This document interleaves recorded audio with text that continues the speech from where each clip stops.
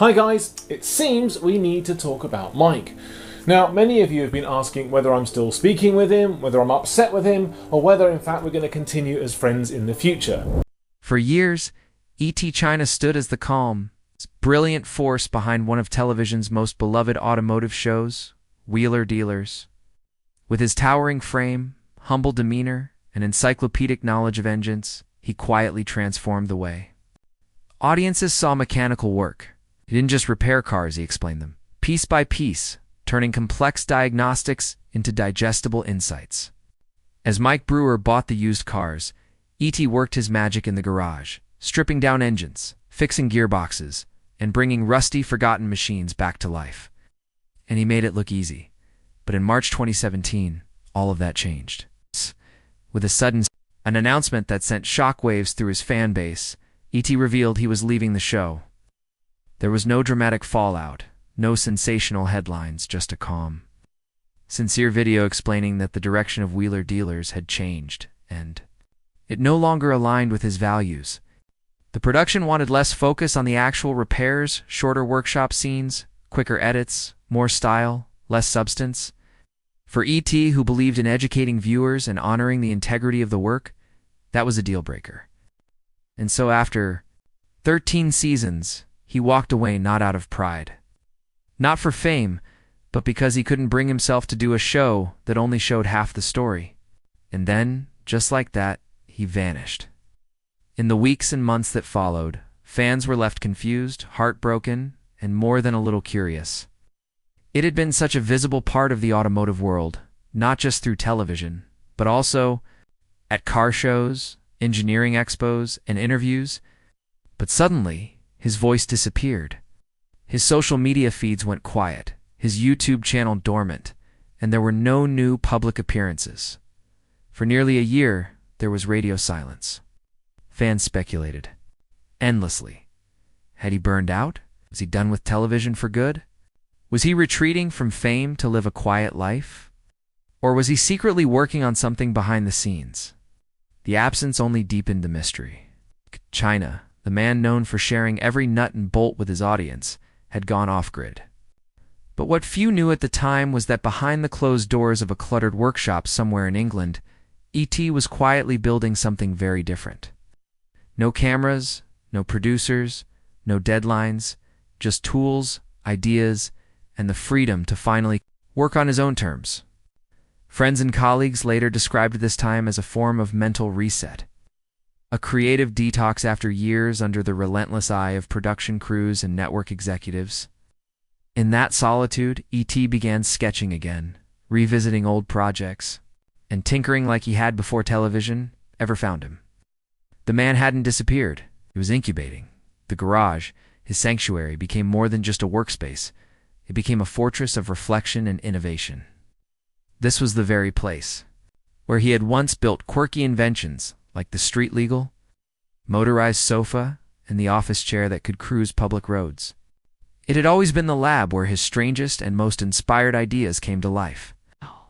With no crew watching over his shoulder and no audience to please, he was finally free to pursue the passion projects he had shelved for years. Rumors slowly began to circulate and confirmed whispers that Edd was experimenting with electric vehicle conversions, perhaps designing a new way to retrofit classic cars with zero-emission drivetrains.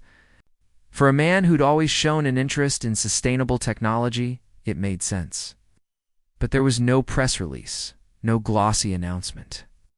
Just occasional sightings of him at engineering conferences or vintage car meets, always quietly observing, taking notes, speaking with craftsmen and engineers, never drawing attention to himself. Fans online clung to these rare appearances, speculating endlessly in forums and YouTube comments. Was this just a long break? Or was he working on something that would redefine his legacy? The more silent he remained, the louder the anticipation became. Then, without warning or hype, a new video quietly dropped onto YouTube in May 2018. It was titled Garage Revival Episode 1. No splashy logos. No network intros, just Edd back in a garage, sleeves rolled up, standing beside a dusty Volkswagen Golf GTI. In the video, he met with a car owner who had started a restoration project years ago, but lost the time and knowledge to finish it. What followed was classic Edd China, methodical, humble, and educational. He wasn't performing for the camera. He was explaining, teaching, fixing, as he assessed the state of the vehicle, explained seized brake lines, identified rust damage, and diagnosed issues with the gearbox.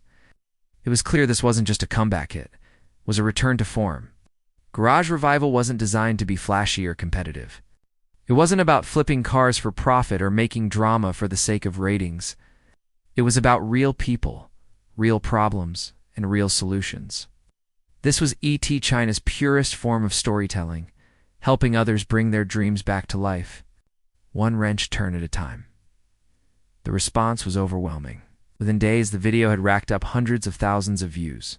Fans flooded the comments, welcoming him back, thanking him for staying true to himself, and expressing how much they had missed his thoughtful approach to engineering. And this time, there were no executives to answer to. Garage Revival was entirely self-produced, written, filmed, and edited with E.T. at the helm. It wasn't about television ratings or advertising dollars. It was about passion, about community. Each episode found him visiting a different garage, helping everyday enthusiasts get their projects back on track. Whether it was a neglected Triumph Herald or a forgotten Land Rover, the show never rushed the story. There were no quick-cut montages, no forced drama. Every stuck bolt, every misaligned part, every messy workspace was shown in full, because that was the reality. That authenticity became the soul of Garage Revival. And beyond the mechanical repairs, E.T. was giving people something far more meaningful: hope. For many of the car owners he visited, their half-finished projects weren't just vehicles. They were symbols of lost time, unrealized dreams, and goals interrupted by life. By helping them move forward, he was doing more than fixing cars. He was helping people rediscover momentum. And in doing so, he reconnected with the very reason fans loved him in the first place. He wasn't a celebrity mechanic. He was one of us, curious, patient, honest, and deeply respectful of the craft. Eventually, the mystery came to a head. After building momentum with the Garage Revival series and a handful of other creative side projects, including book announcements and experiments with electric-powered inventions, it finally allowed a rare glimpse into the very place where it had all been quietly unfolding: his private garage. Tucked away in an unassuming corner of England, past a gravel driveway and stacks of spare parts, was the space that had been at the heart of so much speculation. And when they opened the doors, what they found inside left even longtime fans stunned. It wasn't just a workshop, it was a living museum of engineering curiosity. There were prototype electric drivetrains in various stages of assembly, custom tools modified beyond recognition, and dusty blueprints for ideas that had never seen daylight. There were pieces of furniture fused with motors, old projects reimagined, with new tech, and sketches of ideas that blurred the line between transportation and invention. Every surface was covered with notes, parts, tools, or half-built dreams.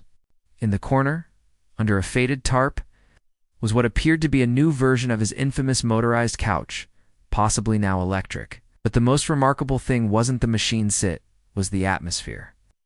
You could feel the energy of a mind that had never stopped working, a man who hadn't given up, but had chosen silence over compromise. In that garage, you could see the whole story of a man who walked away from the spotlight not because he had nothing left to say, but because he refused to say it on someone else's terms. In doing so, he gave fans something even more powerful than entertainment. He gave them inspiration. It's hard to know where to look first. The moment the garage doors swung open, it became immediately clear that this wasn't just a workspace. It was a museum of madness, genius, and mechanical imagination. Against one wall rested the legendary, street-legal sofa, the very one E.T. had once driven through city streets, looking like a maniac lounging in an armchair while legally obeying traffic laws. It wasn't just a prop, it was a registered vehicle, complete with suspension, engine mounts, indicators, and, somehow, a bizarre charm that only Edd China could have pulled off. Next to it, In all its improbable glory sat the motorized bathroom, a fully functioning toilet mounted on wheels, with proper plumbing and a working steering column. The absurdity of the scene could make anyone laugh, but these machines weren't just built for amusement. They were proof-of-concept marvels that lived at the intersection of mechanical skill and childlike wonder. This was engineering without a leash. These weren't jokes. They were registered road-legal vehicles that turned heads, not just because of what they looked like, but because of what they represented. A refusal to accept that invention has to be practical to be meaningful. They were a celebration of creativity and proof that the only real limits are the ones we impose on ourselves. But then, amid the whimsy and awe, came something altogether more unsettling.